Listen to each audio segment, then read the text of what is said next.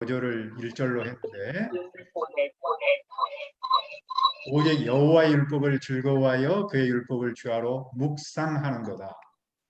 자, 시편 1편을 통해서 우리는 이런 주제를 볼 수 있어요. 자, 우리 앞에 행복과 불행의 길이 놓여 있다. 그런데 그 행복과 불행의 길을 개인의 선택과 결단에 달려 있다. 그렇다면 행복의 길은 무엇인가? 자, 시편은 복 있는 사람의 길에 대해서 첫째로 말합니다. 1절부터 3절까지. 자, 1절을 다시 봅시다. 복 있는 사람은 악인들의 꾀를 따르지 아니하며 죄인들의 길에 서지 아니하며 오만한 자들의 자리에 앉지 아니하고. 여기서 복 있는 사람이라는 말은 그 사람은 복이 있다. 행복한 사람이다라는 뜻이에요. 행복한 사람은 무엇을 하지 않는가? 하지 않는다라는 말부터 합니다. 첫째로 악인들의 꾀를 따르지 않습니다. 여기서 악인은 여호와의 율법을 무시하는 사람이에요. 그러니까 자신의 꾀, 세상 풍조를 따르는 사람이고 그런 사람은 하나님과 원수이고 또 복 있는 사람과는 대적 관계가 되겠죠. 꾀라는 말은 충고, 모임, 사고 방식을 뜻합니다. 따른다라는 말은 걷는다, 함께 한다라는 뜻인데요. 그러니까 복 있는 사람은 악인들의 충고나 모임을 따르지 않습니다. 즉 그들의 사고방식으로 걸어가지 않습니다. 둘째로 복 있는 사람은 죄인들의 길에 서지 않아요. 죄인은 말씀대로 살지 않는 사람인데 길은 그들의 행동 방식이에요. 선다는 말은 계속해서 서 있는다는 뜻이고 따라서 그들과 함께 한다는 말인데 행복한 사람은 말씀대로 살지 않은 사람들과 그들의 행동 방식과 함께하지 않습니다. 셋째로 복 있는 사람은 오만한 자들의 자리에 앉지 않습니다. 오만한 자들이라는 말은 하나님과 그분의 말씀에 관심이 없는 사람을 말합니다. 그들은 하나님에 대해서 함부로 말하는, 즉 이른바 신성모독하는 사람이에요. 그러니까 행복한 사람은 그런 사람의 사회적인 주의나 모임에 함께하지 않습니다. 자, 여기서 우리가 본 대로 따른다, 선다, 그리고 앉는다라는 세 개의 동사를 말했어요. 이게 이제 히브리 동사로는 완료형이라 그러는데 완료형은 이미 과거라는 뜻입니다. 그래서 이렇게 번역할 수 있습니다. 그들은 복 있는 사람은 절대로 따르지 않았다, 절대로 서지 않았다, 절대로 앉지 않았다. 근데 그 의미는 지금도 계속해서 그렇게 하고 있다는 뜻입니다. 그래서 이 표현은 복 있는 사람의 삶의 전체 여정은 그들은 절대로 따르지 않았고 절대로 서지 않았고 절대로 앉지 않았다라는 말입니다. 자, 그러면 이제 복 있는 사람은 적극적으로는 어떻게 살아야 하는가? 자, 2절을 다시 한번 우리 회원 목자님 다시 한번 읽어줄래요? 오직 여호와의 율법을 즐거워하여 그의 율법을 주야로 묵상하는도다. 예, 여기서 오직은 but 그러나를 뜻하는데 1절과 강하게 대조하고 있죠. 율법을 히브리 말로는 많이 우리 들어봤죠. 토라라고 그렇게 불러요.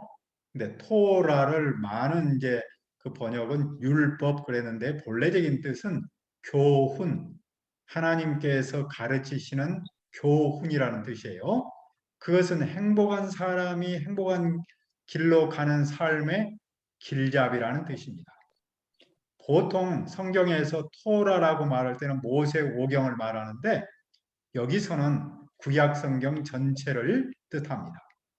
그러니까 복 있는 사람은 여호와의 율법, 여호와의 말씀, 여호와의 가르침을 즐거워합니다.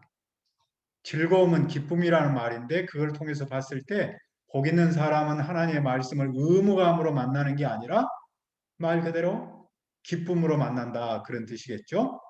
그러니까 복 있는 사람의 그 기쁨은 여호와의 말씀 속에 있다 그 말이에요. 즉 여호와의 말씀과 관계에서 기쁨을 누린다라는 뜻입니다. 그리고 복 있는 사람은 말씀을 주야로 묵상한다고 돼 있죠. 여기서 바로 중요한 말인 묵상한다라는 말이 나왔는데 이것은 동물이 그냥 으르렁거린다는 말에서 나왔다고 해요. 그래서 그 뜻은 부드럽게 소리내어서 읽는다. 깊이 생각한다. 그러니까 말씀을 작은 소리로 읽고 공부하여서 행동으로 나타나는 그것을 말합니다. 그러니까 주야는 낮과 밤이니까 하루 종일 한다는 말이 아니라 특정한 시간이 아닌 일상의 삶을 말합니다. 당시 하나님의 백성은 성경책을 부분적으로나 전체적으로 가질 수가 없었죠. 그래서 그 말씀을 읽고 잘 기억해서 깊이 생각했습니다. 그래서 바로 여기서 아까 앞에서 우리가 서론에서 생각했던 거룩한 독서, 렉시오 디비나, 영어로는 divine reading이라는 말이 나왔다고 할 수 있어요. 그러니까 앞에 생각했던 것처럼 다시 한번 반복하면 렉시오 디비나는 말씀을 천천히 읽고 그 의미를 되새기면서 주님을 만난다.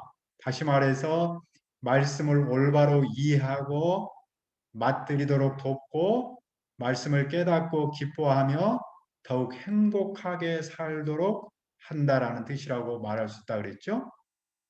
그러니까 의인은 하나님의 말씀을 묵상한다고 말하고 있어요. 그러니까 지금 앞에서 악인들은 행동을 하는데 앞섰다면 복 있는 사람은 먼저 말씀을 묵상했습니다. 즉 렉시오 디비나의 자세로 하나님의 말씀을 읽었다는 것이죠. 자, 여기서 볼 때 이제 행복은 어디서 온다고 할 수 있겠어요?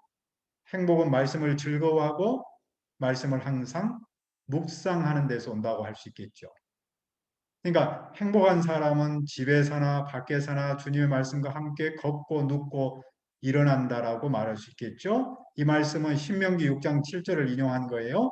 이렇게 되어 있죠. 집에 앉았을 때든지 길을 갈 때든지 누워 있을 때든지 일어날 때든지 이 말씀을 강론할 것이며 복 있는 사람은 시편 기자는 언제나 말씀을 묵상함으로써 그 말씀이 머리에만 있지 않고 내 삶 속에서 나타나는 사람이다라고 정의합니다. 그러니까 여호와의 말씀은 복 있는 사람에게는 무거운 짐이 아니고 날마다 변함없이 함께 가는 길잡이겠죠. 그래서 복 있는 사람은 말을 바꾸면은 악인과는 사회적 거리, 요즘 말로 하면 사회적 거리를 두고 말씀과는 늘 함께하는 그런 삶을 산다는 겁니다. 그리고 거기에 바로 행복이 있는 것이죠. 자, 그러면 시편은 이 복 있는 사람을 무엇에 비유했어요? 자, 3절을 한번 볼까요?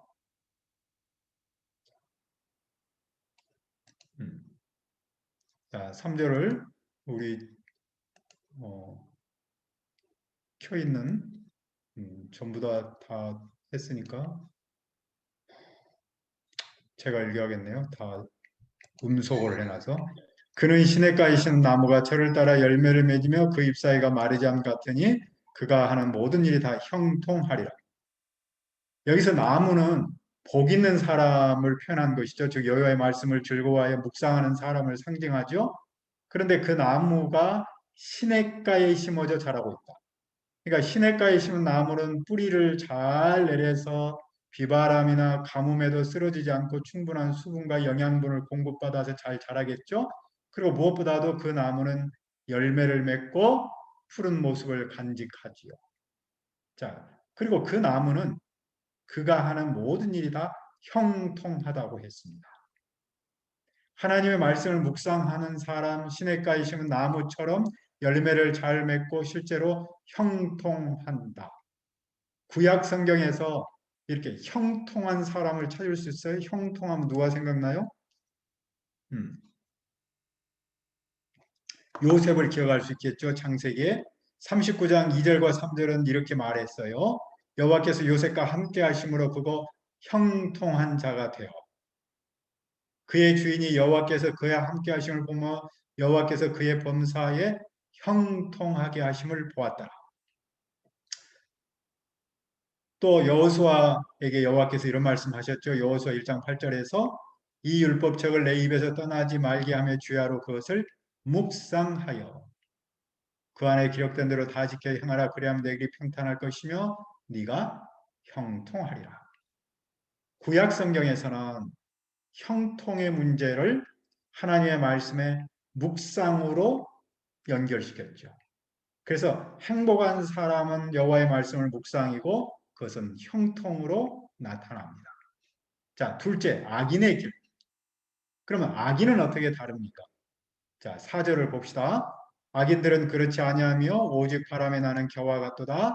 복 있는 사람은 형통하다고 했는데 악인은 그렇지 않다 그랬어요. 그럼 어떻게 그렇지 않아요?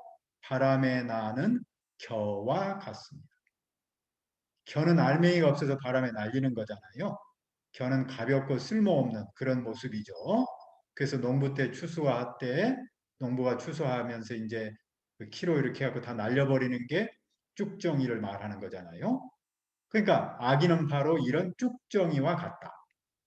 그래서 악인들은 심판을 견디지 못해. 여기서 심판은 하나님의 심판인데 구속 사역을 통해서 또는 최종 종말론적으로 심판을 받는 것을 말하죠. 여기서 견디지라는 말은 일어선다라는 말이에요. 당시에는 이렇게 재판을 하면 재판을 받을 때 무릎을 꿇고 재판을 받았다 그러네요. 그래서 이제 너는 죄가 없다. 그러면 그때 이제 일어난다는 것이죠. 근데 악인은 죄가 있기 때문에 끝까지 무릎을 꿇고 있어야 하기 때문에 일어서지 못한다라고 표현한 겁니다. 그런 그들은 의인들의 모임에 들지 못합니다. 의인들의 모임은 하나님과의 관계성을 맺고 그분 앞에서 즐거워하는 사람으로 이루어진 모임, 즉 예배 공동체를 말하죠. 그러니까 의인은 현재와 미래의 하나님과 함께 하심을 체험합니다. 그러나 악인은 그런 예배 공동체에 참가할 수가 없어요. 왜냐하면 그들이 앉을 자리가 없기 때문입니다.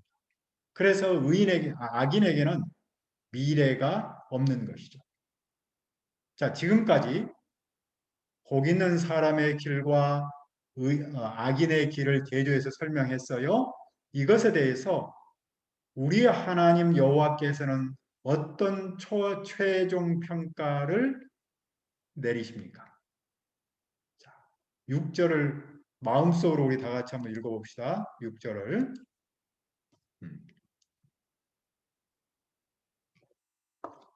무릇 의인들의 길은 여호와께서 인정하시나 악인들의 길은 망하리라. 의인들의 길은 복 있는 사람이죠. 여호와의 말씀을 즐거워하고 여호와의 율법을 주야로 묵상하는 사람입니다. 인정한다는 말은 안다는 뜻입니다. 여호와께서 그런 사람이 걸어온 길을 아십니다. 그 아신다는 말 속에는 객관적으로 아는 것도 있지만 주관적이고 인격적으로 안다는 것이죠. 하나님께서 그 아들, 딸을 다 아신다는 뜻입니다. 그것은 마치 엄마, 아빠가 아들, 딸을 아는 것이고 남편이 아내를 알고 아내가 남편을 아는 것 같은 지극히 인격적 관계성에서 하나님께서 아신다는 말을 표현하고 있어요. 그러나 악인들의 길은 망할 겁니다.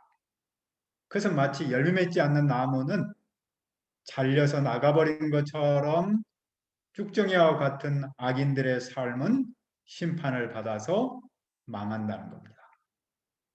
예수님은 마태복음에서 겉과 속이 다른 사람한테 이런 표현을 쓰셨죠. 좋은 나무가 나쁜 열매를 맺을 수 없고 못된 나무가 아름다운 열매를 맺을 수 없다.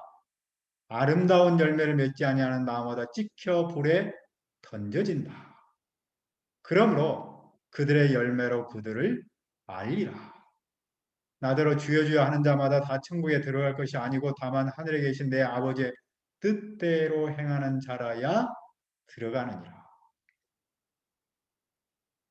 오늘의 시는 우리 번역에 보면 복 있는 그 말로부터 시작을 했죠. 근데 이 단어가 히브리어로 첫 글자로 시작해요. 그러니까 영어로 말하면 복 있는이라는 단어가 A로 시작했다 그 말이에요. 히브리어로는 알렙이라는 말인데 A라는 말이에요. 가라는 뜻이에요. 그 A라는 단어로 시작을 했어요. 시편은 운율을 맞추기 때문에 우리가 삼행시 하듯이 운율을 맞추기 때문인데 이 히브리어 알파벳으로 시를 짓는 시편이 꽤 많습니다.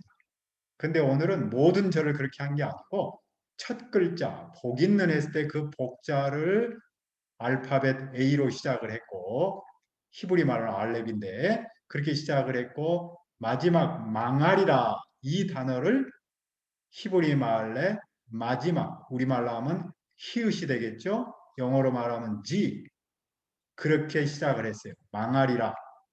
그래서 이 시편을 통해서 우리한테 암시적으로 보여주는 것은 인생의 처음과 끝을 보여주고 있어요. 그래서 어떻게 사는 것이 중요한가? 인생의 시작과 끝을 결정하는 길이 무엇인가를 은유적으로 보여주고 있다고 할 수 있습니다. 그러니까 앞에서 말했듯이 우리 앞에는 오직 두 개의 길이 있죠.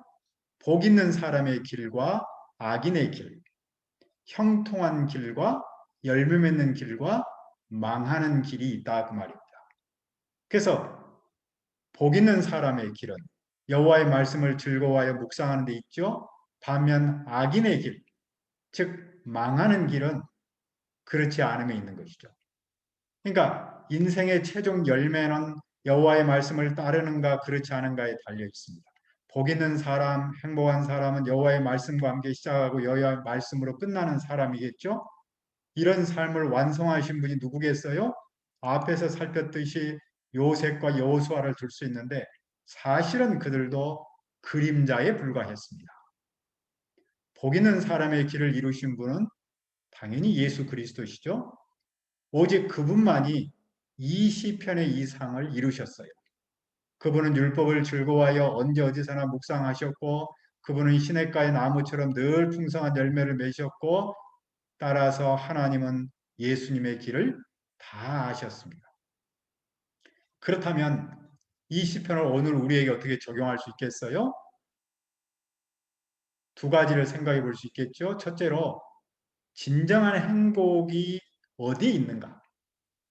세상 풍조에 있지 않고 여호와의 말씀에 있다는 사실을 우리가 알아야겠죠. 여호와의 말씀이 행복의 길잡이라는 사실을 알아야겠죠.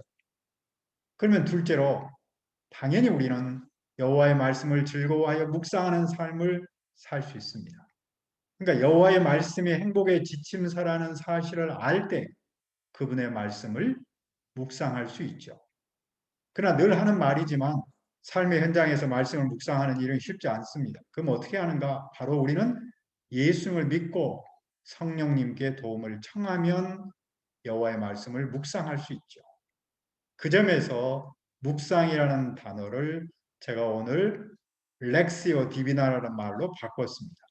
그래서 우리가 시편을 렉시오 디비나의 자세로 배워서 개인과 우리의 가정과 우리의 교회의 풍성한 열매를 맺고 또 우리 개인과 가정과 우리의 교회가 행복한 삶을 살면 좋겠습니다. 잠깐 기도합시다. 하나님 아버지 오늘 우리 시편을 시작했습니다. 주님 먼 장정을 저희들이 한번 가려고 합니다. 성령 하나님께서 우리의 은혜를 주십시오. 특별히 오늘 복 있는 사람에 대해서 배웠습니다. 여호와 하나님의 말씀을 묵상하는 자세.